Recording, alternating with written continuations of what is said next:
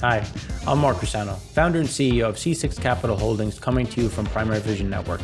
Today we're going to do our normal EIA deep dive, but we're going to change it up a little bit. We're going to focus a little bit more on OPEC at the end. Now that we're coming out of June and into July, when some big adjustments are supposed to happen, which we'll go over when we get there.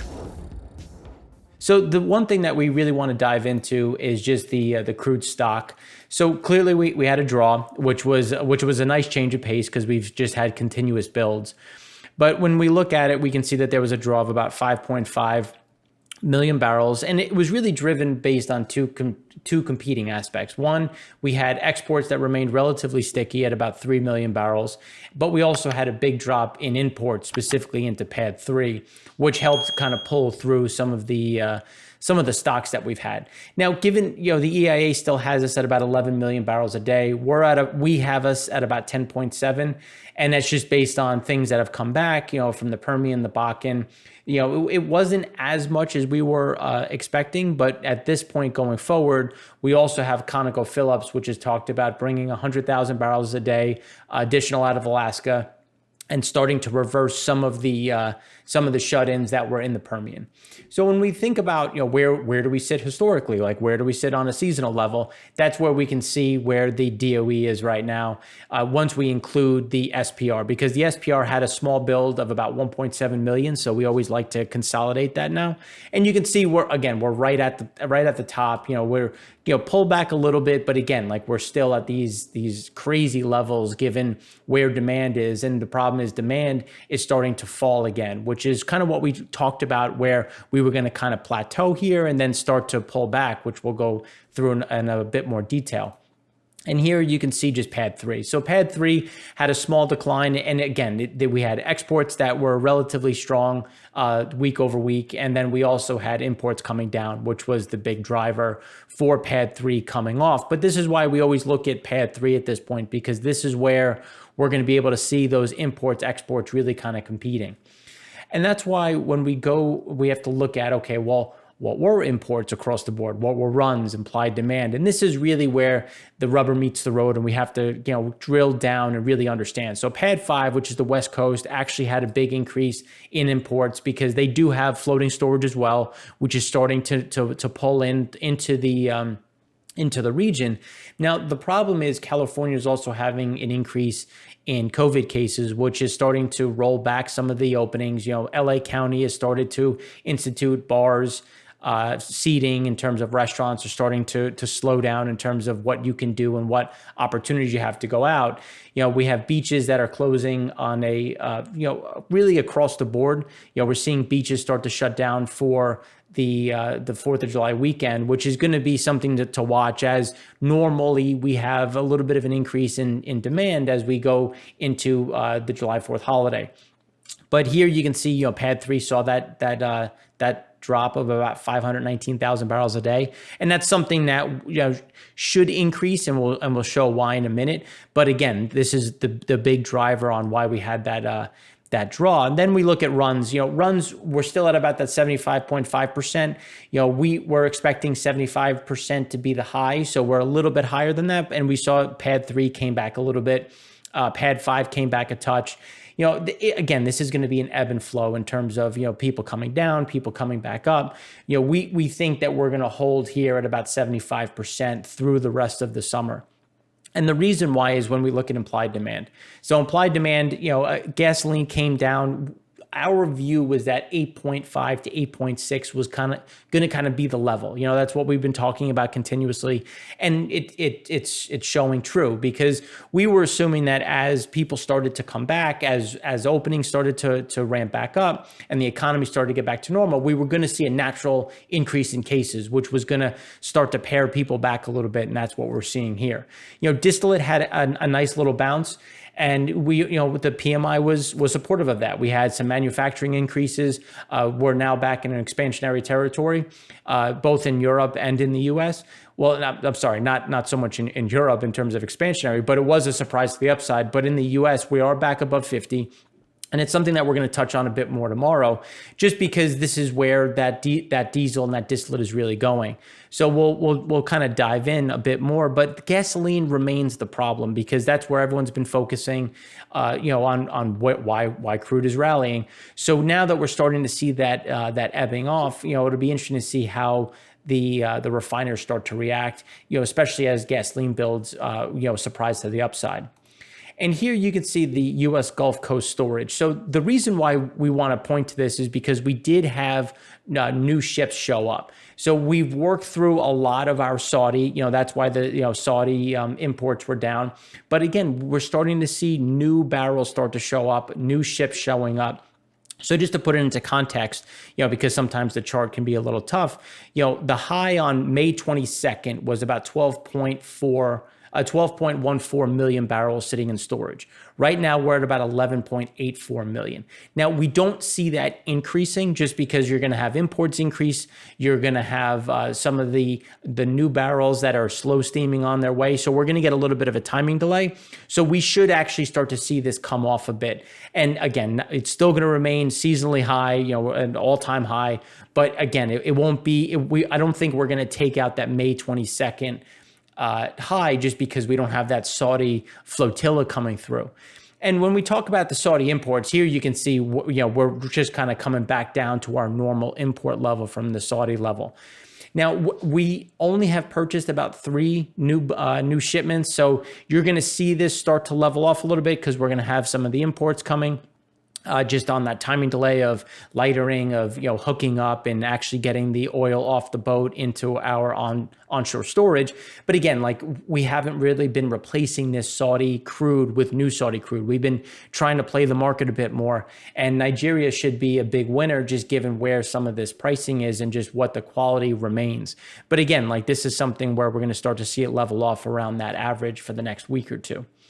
And when we look at imports overall, this is where you can see we really came off hard. And we were expecting a drop off, but not to this level. And again, it's just timing in terms of when this stuff can hook up and how it's being registered by the EIA. So this is something we'll start to see an increase, as refiners start to pull from offshore storage. Trying to marry that crude quality, because again, we have to respect what the feedstock is for what the product goal is. And just given where crack spreads are, it's going to be a little hard just given where pricing remains under pressure, across the global complex. And the one thing that we have to appreciate is, when we talk about how are refiners going to take feedstock, how are they going to try to manage, what the crack spreads are, how they're actually making money. This is why they're going to maintain this very low level. They're still going to try to pull from storage. They're going to try to optimize as best they can, which is why we think this 75% is going to be relatively sticky. We've had that slow grind as we work into the summer. And now, just to be clear, typically at this point in time, we're at 95 to 96% because we're going full bore, pretty much straight through July at this point. And, so we're about 20 to 22% off normal. So you can kind of get an idea of, how much the pain is really going to be when we're thinking about, oil demand. And then the problem is, as we get into September, when refiners normally come off, we typically go into seasonal turnarounds. We're going to have a very weird time in terms of, do we come off or do we just kind of maintain this? I would say we maintain this, but again, COVID is going to kind of direct things as we go into flu and the Northeast cold. So just looking at, and going a little bit deeper in terms of demand, we were assuming that distillate products demand is going to kind of hold around the 5-year average, and kind of here we are. We ticked up a little bit. And it was more driven based on exports. We had a big increase in exports, which was nice to see. But again, the question is to be how sticky is that? Does that remain? And then at the same time, we're going to look at tomorrow a little bit more in terms of industrial production and where is that diesel really going? Because we think that we're going to kind of hang around this 5-year average for the most part. Gasoline is the one where we started to level off. We think that we're going to actually continue to pull back a bit. We came in at about, let's call it 8.56. We're thinking that we kind of get back down below 8.5 million barrels of gasoline demand. And it's just because the biggest driving states is really Texas, Florida, some of this, the Gulf of Mexico, which is with the resurgence of COVID, some of these shutdowns, some of the, people acting a bit more cautious. You're going to cut back on your driving because I can go to the store today or 2 weeks from now. If it's not food, is it really relevant that I have to go this week, or can I let things normalize? Which is why we think there's going to be a bit more pressure. So before we jump into exports, we really have to talk about how we're down about 9% week over week. And that's really being driven by Texas, Florida, Arizona, and most of the South in terms of, some of those COVID cases that have increased.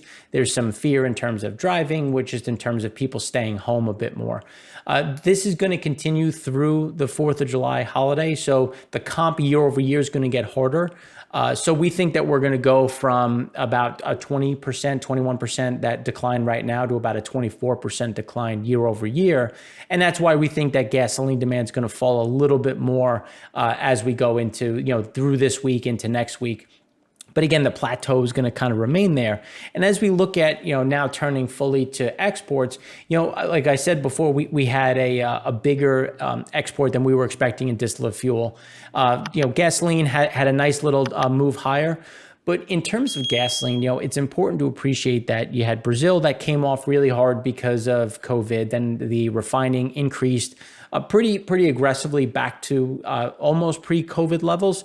The bigger issue here, though, is going to be Mexico. So Mexico, is falling into recession. They have COVID going all over the place in terms of, what's impacting their economy. So gasoline and distillate is going to be difficult if you want to think of it that way, especially going into Latin America. We should see Europe pick up a little bit more distillate. They've been a pretty consistent buyer over the last, let's call it 6 weeks. But as they start to normalize, you're going to start to see a little bit of a push and pull with COVID, increasing slightly in Spain, and it's just something to watch. So these are the exports here in terms of where we sit. Crude exports were about flattish. We were assuming that we were going to go below 3 million barrels a day, but we've kind of held that line. And it's really because the OSPs, we have the official selling price is supportive of U.S. exports. And just because you have Nigeria that has been trying to sell above dated Brent, you have Urals at near 10-year highs in terms of the premium to dated Brent. And those are going to be that's going to provide competition, and that's going to do well for our exports going into the market over the next week or two. Things could change. Now we have Saudi Arabia talking about a new potential price war for Nigeria, which we'll talk about in a little bit. But again, these are things that we have to consider going forward. So really kind of digging into the gasoline distillate exports, here you have, again, we're back to the 5-year average. It's something where it's going to be timing delays. We think Mexico is going to be a huge hindrance in terms of getting this kind of back to normal. And it's something where we're going to sit either at the 5-year average or just below, and we're going to kind of stay within that range. It's just tough to see. Even discounts isn't really going to help, just because you have COVID really impacting a lot of these Latin American countries, specifically the economy and just what's happening with overall demand. The other thing to consider is Nigeria is talking about cutting or shutting down about 18 municipalities again, and that's where a lot of European flow goes into in terms of West Africa. So if you have some of that declining, some of their product could easily turn and go into Latin America, which would just increase the competition that the Gulf of Mexico has going south. Distillate is one where we thought we were going to have, it wasn't going to be at a little bit more of a decline. It was a decline, but not to the same level. We're assuming that we were going to kind of sit around this 5-year average. We dipped a little bit below it, but again, it's just timing delays at this point. Like you could have, more discounts coming to kind of pull through. France has been a nice bellwether in terms of, European growth has started to ramp up more in France. They don't have the same type of COVID increases that Spain has. So you kind of get this push and pull. So it'll be interesting to see what happens going forward. We think that over the next week or two, we're going to kind of hang around this 5-year average or just below, just given, where we sit. And, again, it's timing. Right now we have the July 4th holiday, which is going to, cut some of the exports just because people aren't there to fill it, aren't there to push these things out. So we'll have a little bit of a decline, but again, that's something that would be made up. So on a 4-week rolling average, we should kind of hold within that 5-year average. And going a little bit deeper in terms of gasoline, you can see imports reached new highs, and we have a ton of floating gasoline sitting out outside the East Coast, which is going to have to start coming on shore, and we saw that really ramp up this past week. Now, it makes sense to pull it in now as you get a little bit of a draw coming through pad 1, as you get some reopenings in the Northeast, which is going to increase the miles driven. But again, we had an overall build, and you can kind of see we're just kind of hanging around this seasonally all-time high. But again, we're off peak highs, but we're just going to kind of flounder around here. We have imports that are going to keep coming in. The importers are going to try to, marry that. There's going to be timing delays, but again, we still have a significant amount of product sitting offshore. Some of it has been moved into the Caribbean, some has moved elsewhere, but right now we still have a significant amount that we have to import and get off the water. And just looking at distillate, distillate had a smaller draw. People were expecting a bigger draw, so it was nice to see. But again, we have that competition with jet fuel now. We have a little bit more jet fuel being preserved, and we flattened out in terms of where our storage is. We think we're going to stay around these all-time highs. We don't really think there's enough to pull it all the way through, because you still have refineries making product. We still have demand, while increasing, still languishing well off of normal highs. So this is something just to keep watch of, especially if refiners decide to give some discounts to try to move some product offshore, which is something that we can't really predict, but it's something that we try to follow with our boat tracking data. So we talked about jet fuel demand stabilizing. Again, we think we're just going to kind of hang within this level. We should see an increase as we go through this week, as again, July 4th, we should have a little bit more travel. So that should see a demand spike. But again, we think we're in this range. Like, we don't really see much to really drive us higher. You have some airlines talking about bringing back more flights. But again, like, can you really bring them back if you're not selling seats? So it's going to be kind of a push me, pull me type situation. And then when we talk about passengers, you can see that we're still, the trend is still up, but we're starting to level off. And this is why, as we were talking about off screen, you have business travel, which typically dips at this time of the year, which, we really don't see coming back in the near term. And people are just not going to travel as much. Typically, if you look back to 2019, which is that blue line, you can see that we normally have this dip prior to July 4th. It's just we don't think we're going to see the same type of surge. We will go back to that high, but again, like the trend is starting to level off, and it's not continuing that upward trajectory, but it's going to kind of hold within this range. And when we look at jet fuel globally, you can see China continues to take some of these departures and these flights down week over week. And it's something to consider, like how bad is everything in China? Like, everyone talks about how things are getting better, but yet you have, China, declining. Given they had their own holiday, which had a little bit of an increase, but again, this is something to watch. We have Japan, we have, other areas within Asia that have seen a decline, while the US, Europe has seen, week over week gains. So again, Asia is coming down, the US and Europe are coming up a little bit. So we're kind of leveling off at this level. And which is why we don't see jet fuel being a huge driver back into the end of the year. And the reason why we say that is typically on a good year, or on a normal year rather, jet fuel is about 8 million barrels a day of demand. And right now we think that we're going to kind of hold at these levels and really not see us recapture that demand this year, or honestly next year, just in terms of where those pressures are going to be.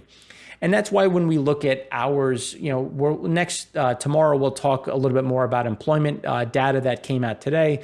But here you're starting to see things level off. The peaks aren't as high, and this is just looking at home base hours in terms of the employees. You're just not seeing people get back to work, where the PMIs, in the US was growth. In Europe, they were less bad.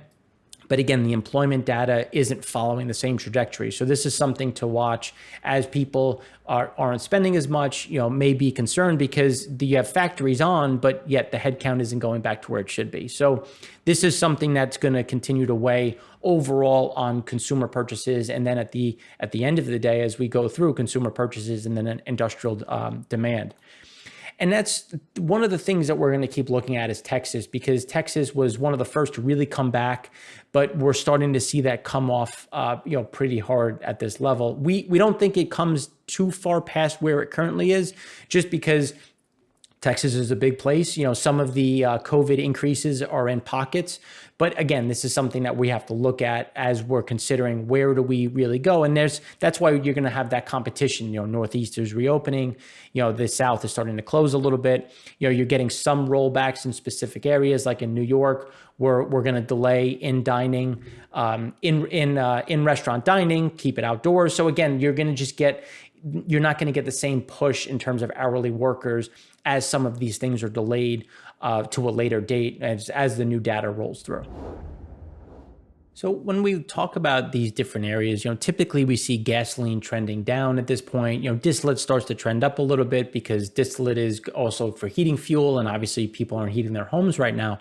But again, gasoline isn't trending down. Distillate isn't really doing much. We're just kind of sitting here going sideways, which is going to be problematic, specifically as we go into the shoulder season, where demand falls on both for the most part. And that's when we start to look towards the global world. Like, is there a place that we can put some of this, or is there going to be a natural buyer for some of this surplus? And here, this is when we look at, the US, Japan, and Fujairah. And again, things are starting to curve a little bit. Fujairah, Japan were both down and on both oil and distillate. Fujairah is a key filling point for tankers. So we're starting to see a little bit more shipping. We're starting to see a little bit more movement. But again, we're not also seeing them refill too quickly because they still have those excess storage. Right now, Singapore remains at all-time highs, and you're getting this conflict. Like, there's some bullish data, there's some bearish data. So that's why we're kind of in this range at this point, just because there's not much to move us in any specific direction. And unless we really get a strong pull down, it's going to be a problem as we go into the end of the year. And that's why we have to look at gas oil. Like, pricing remains weak. This is looking going back to 2015. So you can kind of see that we're well below the lows. We've rallied a little bit, but again, there's not much there for refiners in terms of juice. There's not much meat on the bones because the feedstock prices are high. The product prices are cheap. So there's really there's no reason for them to increase their runs because they're really not gaining anything by doing that. Which is why that demand for oil is going to remain very low as these guys try to kind of marry and figure out ways to make money, or at least lose less money. So if they're not making money in gas oil or distillate, or maybe they're making money in gasoline, and they're really not. Like, here, it's still positive. And again, there's a lot of prices that come into this and a lot of costs. So this is just looking at things, bare bones, trying to kind of break it down. And you can see that even during key gasoline demand season, we're still not seeing those prices come back. And that's where you're seeing a lot of this weight. India is about 85% off of year over year. So they've come back a little bit. Spain has slowed down. They're down 28% year over year. Diesel's a little bit more, gasoline's a little bit more than expected, just because they've had a little bit of a slide back. But the rest of Europe is tracking, slowly gaining up. But, we think that, again, that plateau is really going to start setting in, as we've seen in the US, as we've seen in Spain, and even India is going to see that same type of plateau. China is a perfect example of how things came back really fast and then really started to level off. And that's why you're seeing additional pricing pressures, just because there's really no demand pulling that through. So there's a ton of supply, but that demand, and that's why you're going to see these prices remain low, which is going to hurt refinery margins at this point. So when we look at OPEC compliance, because when we talk about all of this fall in demand, what about supply? Like, it's demand is one piece of the pie, and you can see that the OPEC compliance in June was about 107% from where it should be, which is 7% better. But it wasn't driven by everybody. You had between Saudi Arabia, UAE, and Kuwait, they cut a voluntary 1.2 million above what they were allotted. And again, Saudi Arabia cut about 1 million barrels of that. So that is coming back in July. They decided that this is enough. Now we can get back to normal. But at the same time, Nigeria and Iraq are still continuing to be non-compliant. And this is going to be problematic when you think about, well, why did we just cut additional for you to take market share? And the problem is Nigeria is pushing a lot of this into storage. It's not like they have people that are looking to buy it. They're still well below on where they should be right now. And this is going to continue to weigh on where pricing is and how Saudi Arabia treats this price war. Like maybe they need to be taught a lesson. But again, we'll talk about that a bit more in a minute. Here you can see, well, why is Iraq cheating? Well, look at the balance sheets. Iraq remains to have one of the biggest deficits between the Middle East and North Africa. And this is going to be a problem as we go forward because Iraq needs money. Are you going to buy Iraq debt?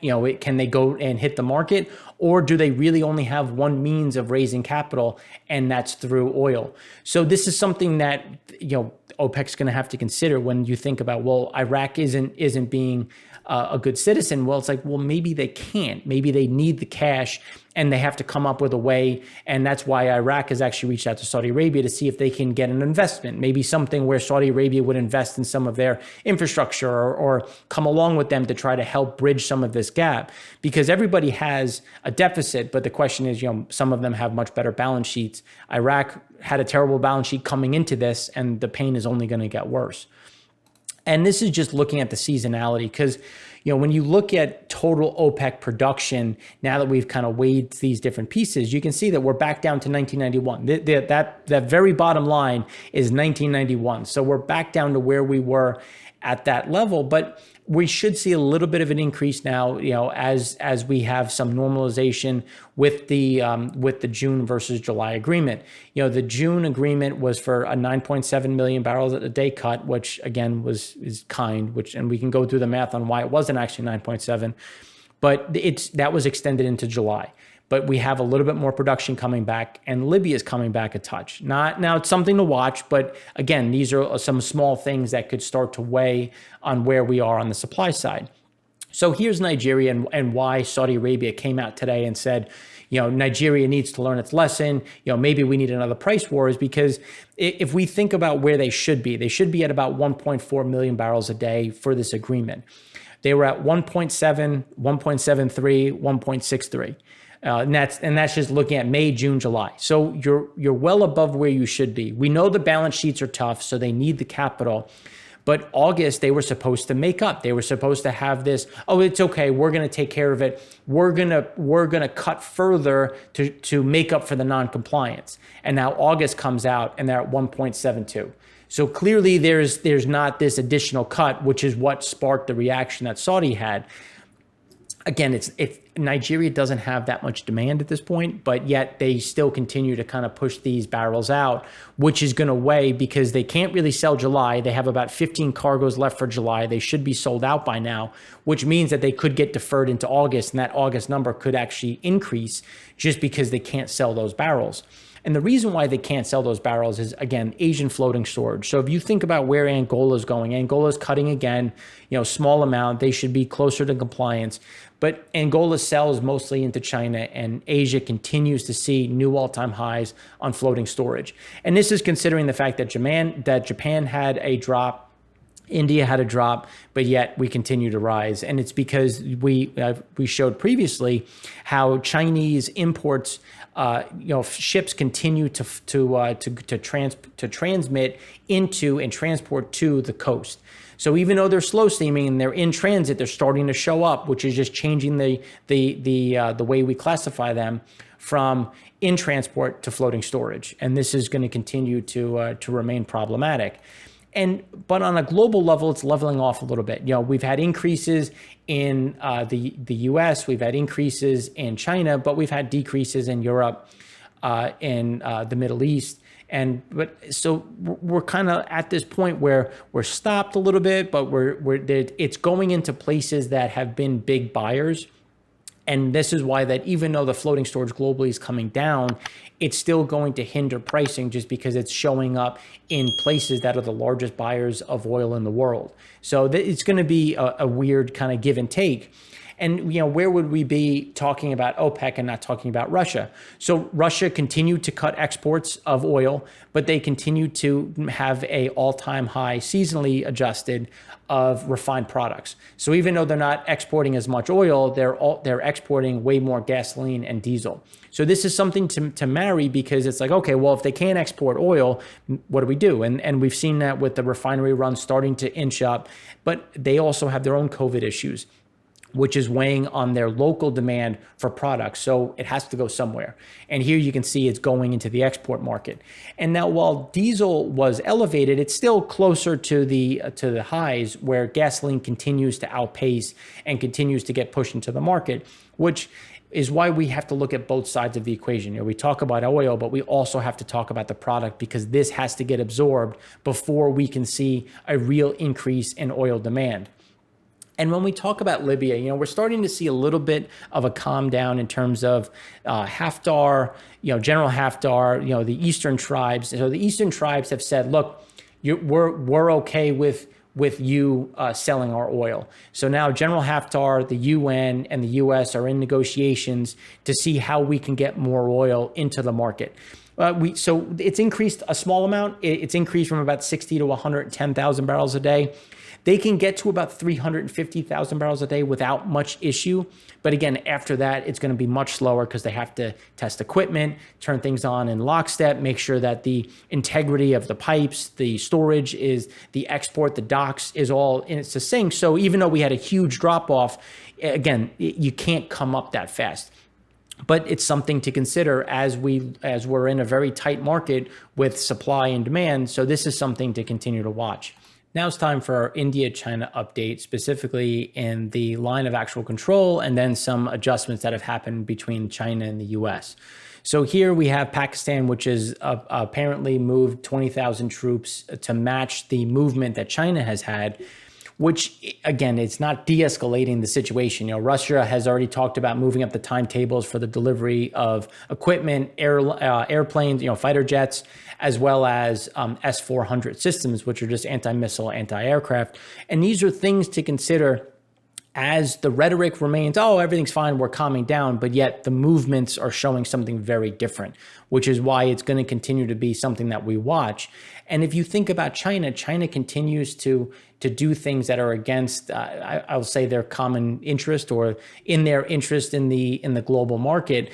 They passed the Hong Kong securities law, which means that the U.S. is now going to treat Hong Kong, with the quote of, if China wants to treat it one system, one country, then we'll treat Hong Kong as one system, one country. So a lot of the benefits that were afforded Hong Kong from the U.S. is now gone.